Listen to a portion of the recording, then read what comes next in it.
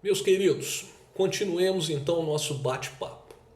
Vejam só, as hipóteses de denunciação da lide, como eu disse ainda há pouco, elas estão previstas no artigo 125, nos seus incisos 1 e 2.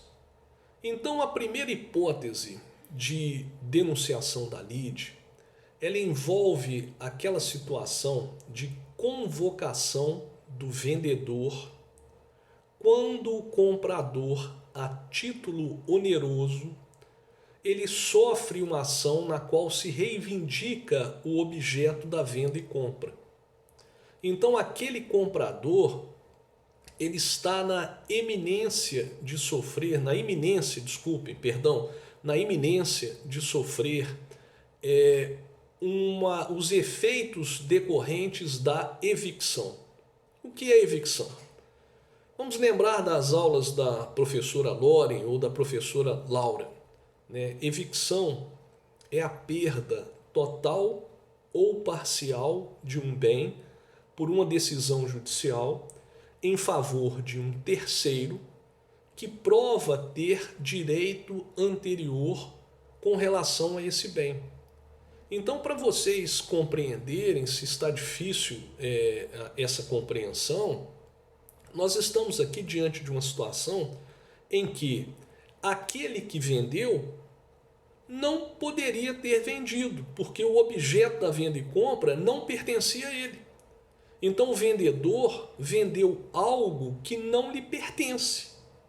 Então, diante dessa realidade, quando o comprador ele é acionado por uma terceira pessoa, que tem como objetivo reivindicar aquilo que ele comprou, ele lança a mão da denunciação da lide com base no artigo 125, inciso 1, para poder convocar o vendedor para que ele venha para dentro do processo.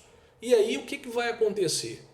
Se o comprador perder o bem em favor do vendedor, ele aproveita o processo para exercitar o seu direito de ressarcimento contra o vendedor.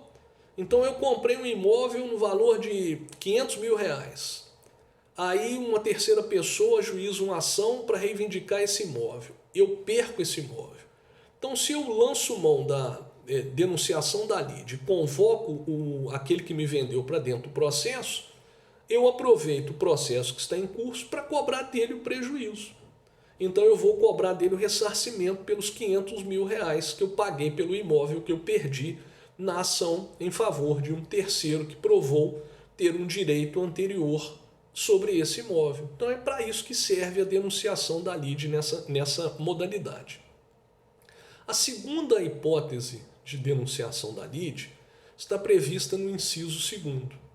Aqui, antes de nós comentarmos, é preciso fazer uma observação, qual seja, o direito de regresso decorrente da fiança, prestem atenção, da confiança e das obrigações solidárias não pode ser exercitado através da denunciação da lide. Aí alguém vai perguntar, por que, Jefferson? Porque para o exercício desse direito de regresso, o CPC estabelece uma modalidade de intervenção própria, que se chama chamamento ao processo. Pois bem, feita essa observação, nós podemos dizer para os senhores que os casos mais frequentes de denunciação da lide oferecidas em juízo envolvem a hipótese do inciso 2º. Como exemplos clássicos, eu posso citar a denunciação da lide feita pelo segurado contra a sua seguradora, com o objetivo de formar um título judicial contra ela. Então, olha só, eu me envolvo em um acidente de trânsito, o autor move uma ação de indenização contra mim, aí eu aproveito para denunciar da lide a minha seguradora.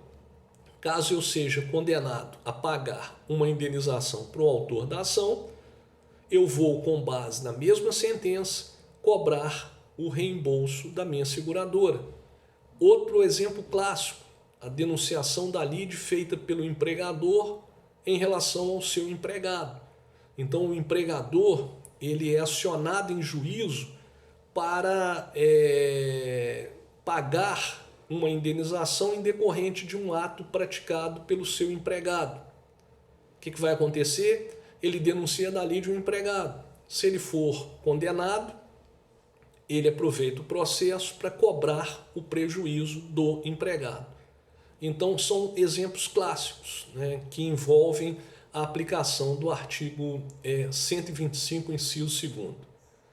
Em instantes, nós veremos duas concepções doutrinárias a respeito deste artigo 125, inciso 2º. Um abraço.